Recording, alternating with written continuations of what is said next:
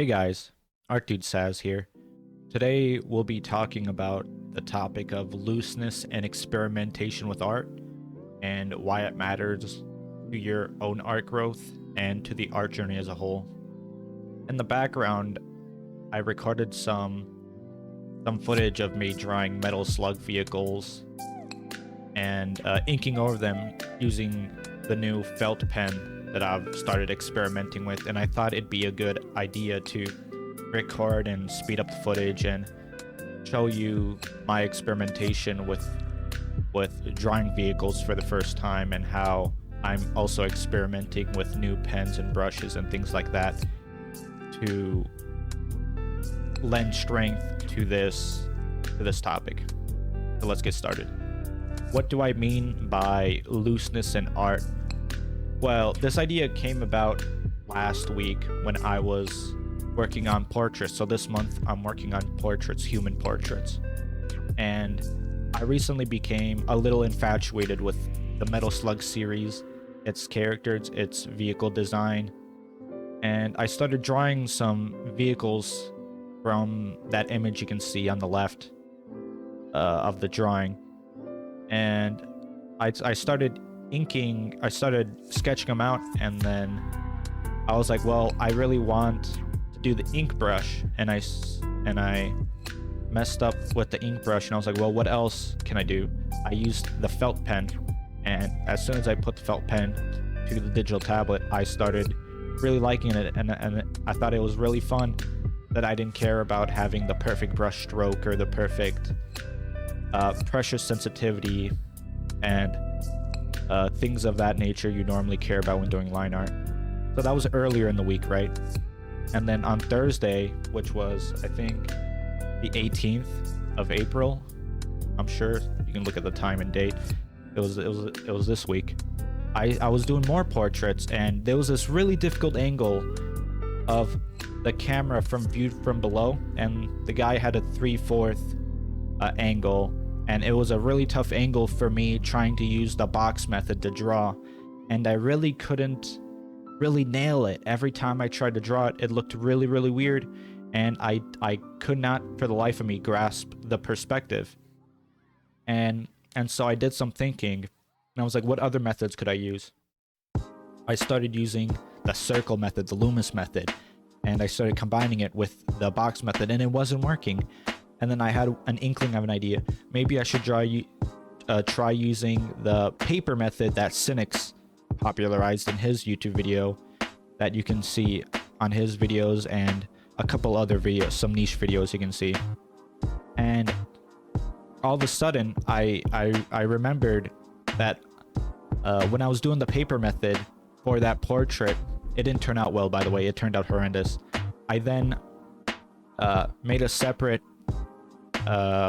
canvas, and I started practicing my paper angles and practicing the nose placement and the eyes and the mouth and the shape of the face and different angles and perspectives and things like that. I realized that I had put myself into, quite ironically, a box when it comes to drawing portraits. My idea was that all portraits should be drawn with the box method in combination with a little bit of the Loomis method and a little bit of the paper method popularized by Cynics design. And like I said, ironically, I had put myself into that very box, because when my method did not work, I struggled to realize why it did not work, and I struggled to come up with a different solution. And I had a eureka moment, and the eureka moment was I should be more loose with my methods as well, because I was drawing the paper angles with the felt pen, and the combination of me practicing with my felt pen early in the week with the metal slug vehicles and me struggling with this portrait has opened my eyes to me being a little bit stubborn about my art and my particular methods of drawing, right? And so that came up with that made me come up with an idea for this video, and that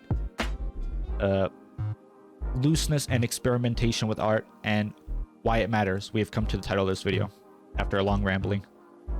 And I would like to explain what I mean by looseness. I define looseness as two definitions: mechanically and artistically.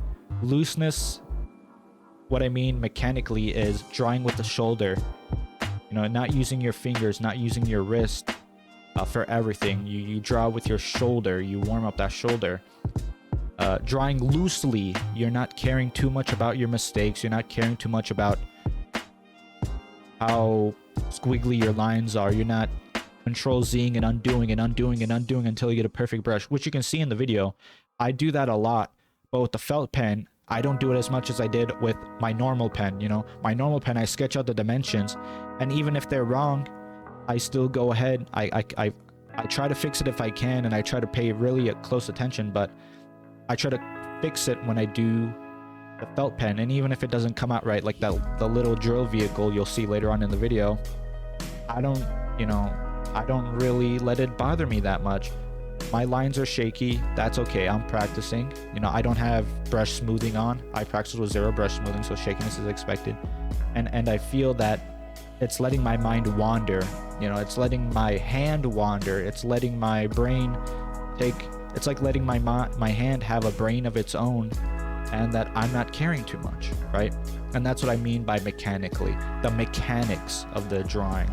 How your arm moves, how you're drawing, the worrying about the mistakes and things like that. The second definition is artistically, loose as in artistically, changing your art style, studying different subjects, experimenting with brush types and ranges, such as what I said in my video about art growth.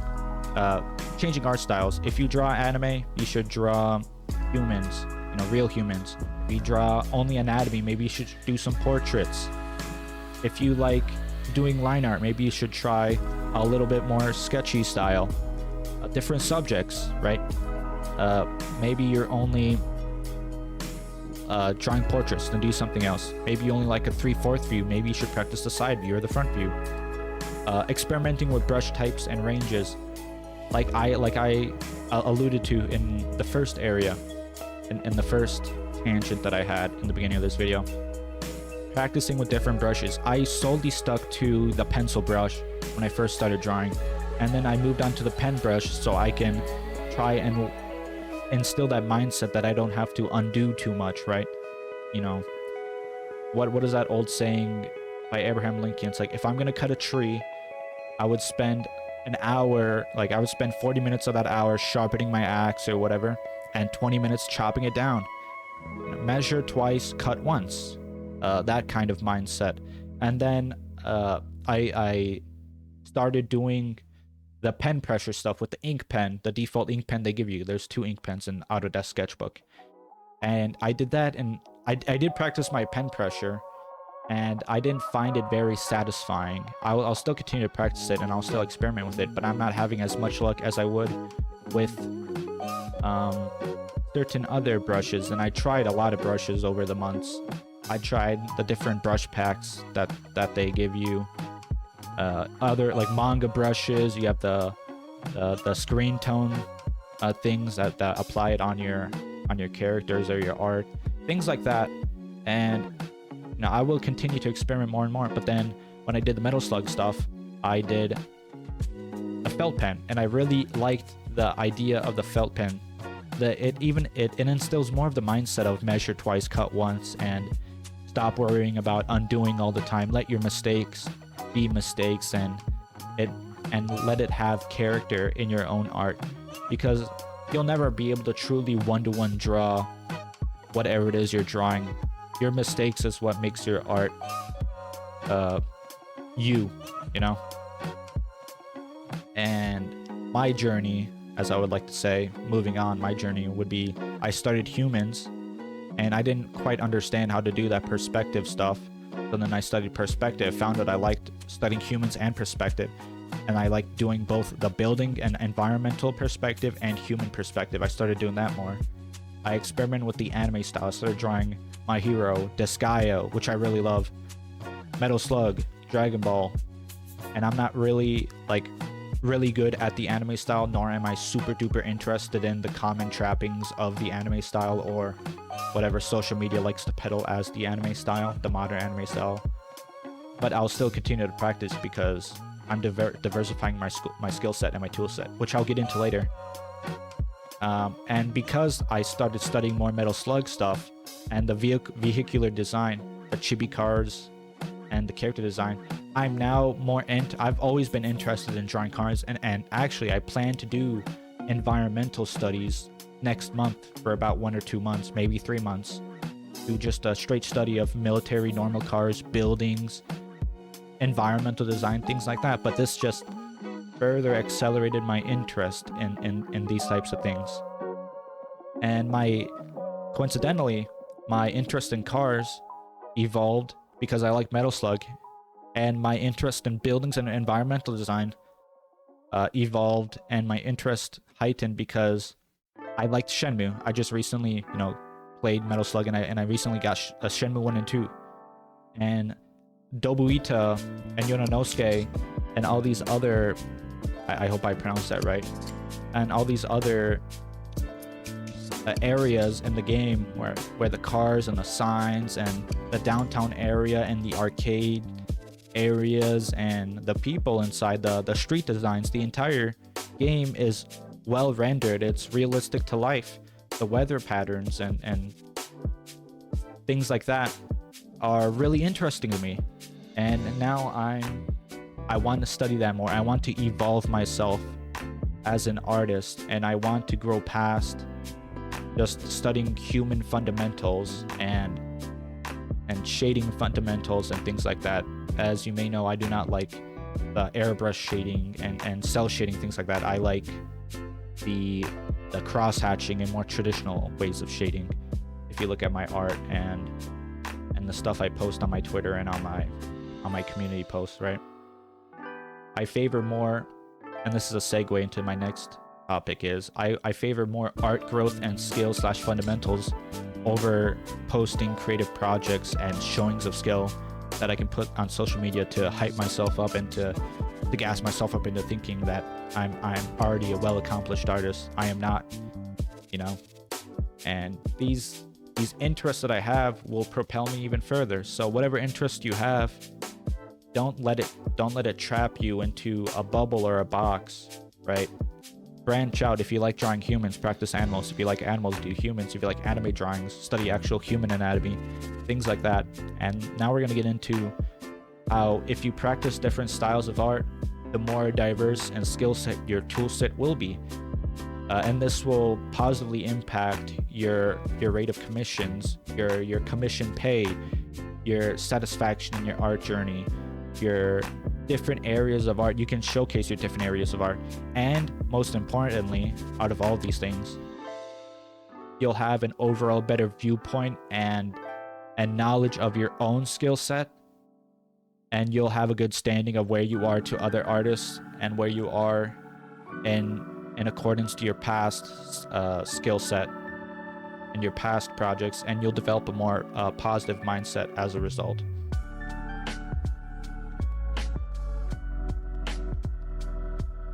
If we, for example, study a professional artist in a bar graph, so like imagine a bar graph, and you have each of their fundamentals at the bottom. You have art, it's an art bar graph. You have shading, you have perspective, you have coloring, you have anatomy, you have perspective, you have portraits, etc., etc., etc. And they're all competent, right? You need to have all these things, or at least most of these things, to be competent as an artist. You can ignore one or two, things like that, right? And then you have an extremely high bar graph that is out of this world. It basically blows past any of the other bar graphs. It's so insanely high. It is an outlier where the artist chooses to dedicate themselves to a particular skill, right?